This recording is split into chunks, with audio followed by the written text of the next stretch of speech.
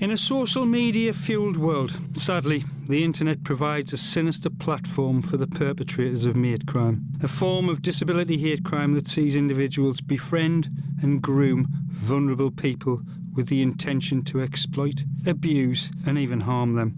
Recognising the risks and raising awareness of hate crime is vital to prevent the vulnerable in our communities becoming the victims of abuse, or in some cases, even murder.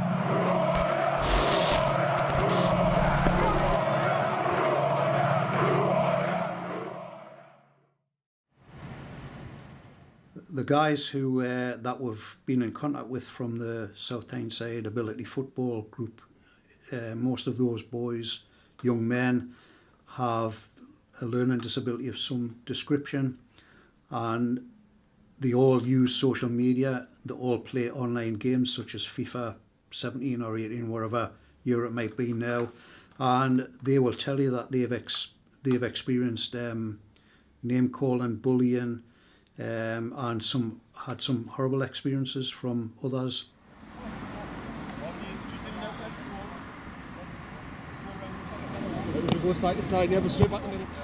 It was back in 2011. My son was part of a disability football club, but we quickly found out that most of the players didn't have a disability. So me and one of the other parents decided to take it upon ourselves to set our own club up. We got a set of cones, a couple of balls, some old strips, and then decided to take it to where it is now. But you know what I mean, it was basically because both the coaches had sons with disabilities. Due to the dangers with social media, we work closely with these adults from Ability FC to help raise awareness of mate crime. And that's where the Who Are You campaign was developed, because very few people have heard of mate crime, and everybody I talked to are really shocked that this is happening. So I think it is definitely something that's under the radar, and it's something that, you know, lots of people are experiencing. You know, I work with a small group of lads who would all experience some form of bullying, some sort of abuse online, and then as that spreads out and we talk to more people with learning difficulties, we find that it's really quite common. I think the recent cases of mate crime that we've had, especially the most recent one, the lad who was murdered by so-called friends, and a couple of other cases we've had, have raised the issue. So we look at the case of Brent Martin in Sunderland 10 years ago, you know, where a group of people bet £5 to see who could knock him out first and leave him lying in a pool of blood. In horrendous circumstances. That is an awful thing to do. I was born in that estate town in Farm in Sunderland where that happened. I was personally devastated that that could happen in a community that was absolutely so close to my heart. You look at the case of Lee Irvin 10 years later, and again, the levels of depravity that you see there and the kind of extent of the injuries and violence that was meted out against him is absolutely awful. Slightly different case, but you've got the case of Jimmy Prout, another man from the northeast, another vulnerable man from the northeast, and some of the behaviour that was carried out against him. I kind of use the term inhumane. But actually that absolutely captures the behaviour. In my day job, I work for the local authority, and I work with say young people who target people with disabilities. So I say the other side of it. You know what I mean? I also have a son with a disability who doesn't access any transport by himself because of the targeting on, especially on public transport. And it's very frustrating that, you know what I mean, more isn't done. Social media moves so quickly that parents quite often are lagging behind their children, and you know, it includes vulnerable adults in that as well, because quite often they are very comfortable using the internet and using social media. You know, you quite often find young adults with conditions like Asperger's or autism who are comfortable using social media. And somebody made a Twitter account to tend to do me on like Twitter, and and like one of like 2010 started talking to like this person, and the thought it was like me talking, and it wasn't, and his dad managed to like shut down like a Twitter page who wasn't maintaining it. Because it was shut down in 24 hours. Then I took the evidence to trial, did it to the teacher. I was right then angry because my friend started like going mad at me, and they thought it was me. It wasn't. It was somebody else attended me. And I was quite mad and quite annoyed.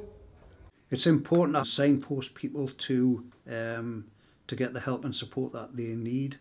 There's lots of tools out there, as we say, for children.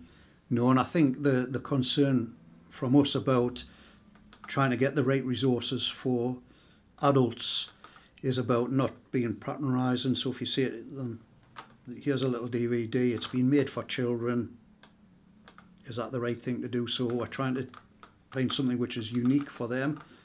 We need to mobilise communities to look out for the vulnerable people in their communities, and sometimes take note when people who may have bad intent put themselves alongside vulnerable adults and potentially exploit or abuse them. And kind of, I suppose, ask the question, who are these vulnerable adults in the community? And who are the people who are trying to befriend and abuse them? I mean, having loads of different abilities in one place at one time, obviously it brings the social side, but being able to access football at their level on a weekly basis and play around the country is huge. You know, these lads have never had social inclusion within school sport, so yet they've got a club now which is accessible for all, for disabilities, and it's their club. People say it's a disability football club, but we make it as professional as we can, and we have with the tracksuits, everyone looks smart with the same badge on. Yeah, and it improves a lot of people with disabilities. Everyone thinks, oh, people with disabilities always go to a special needs school, but they're in everywhere, in your workplace, your mainstream schools, primary, anywhere. You know what I mean? But people have to accept disabilities do happen. One parent actually had phoned us up and said, I was really worried about my child. He wouldn't quite, is there anything we could do? So what we did was invite them down, not to play football, to talk to him, to be at the club, let his mum go away for half an hour, then the next time an hour, to the point where I think he's lost about 5 or 6 stone. And the point now where he's not out, he's not in his bedroom, he's now going out accessing stuff within the community with a personal assistant, which is fantastic. Somebody once described to me the online space as being a Wild West for criminal behaviour, in terms of your ability, if you had bad intent, to be able to almost fish for a victim online. At the time when I was a kid, I was overweight, so intimidated, heartbroken really, because you get judged on what you have and what you look, what you dress. You get judged on everything. And I hope that schools introduce sort of lessons on mate crime and e-safety, and I hope it's not just special needs schools that are doing that. I hope it's sort of across the whole country, that in all educational settings that people are made aware that this kind of crime is wrong. You know, technology is the future, isn't it? So we need to make sure that the next generation are going to be safe and are going to be happy, and they're not going to be victims of this awful crime. It's great that organisations want to come and help us get the message out there, like saying is what these lads do on a weekly basis, but also the fact that bringing out socially about, the problems that is still out there for disabilities. To me, having organisations come and make it more aware for hate crime, mate crime, it needs to be done. I'm a very proud northeastern lad, born and bred.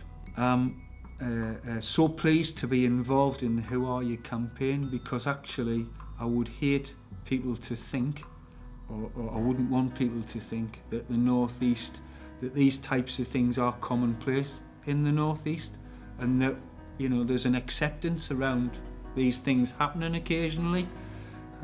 So I'm really pleased to be involved in the Who Are You campaign, because actually it's about saying we don't want these things happening in our communities.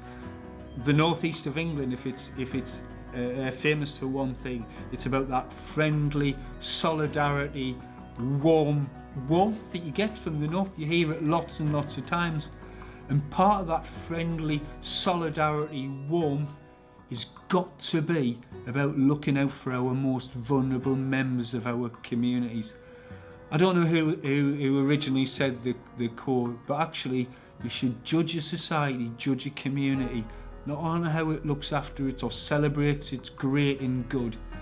It's about how it looks after its most vulnerable victims. That's the test of the quality of a community. And what I'm saying, or what the Who Are You campaign is saying in a broader sense, is these are some of our most vulnerable people. Let's look after them as best we can. Let's raise awareness of the issue. Let's try and build their resilience. But actually, let's mobilise better that northeastern spirit to look out for these vulnerable people in our community.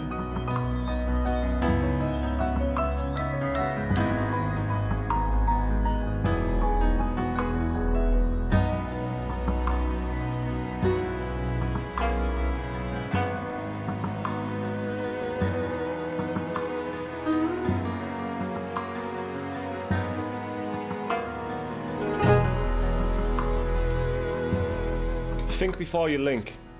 Hashtag who are you? Think before you link. Hashtag who are you? Think before you link. Hashtag who are you? Think before you link. Hashtag who are you? Think before you link. Hashtag who are you? Think before you link. Hashtag who are you?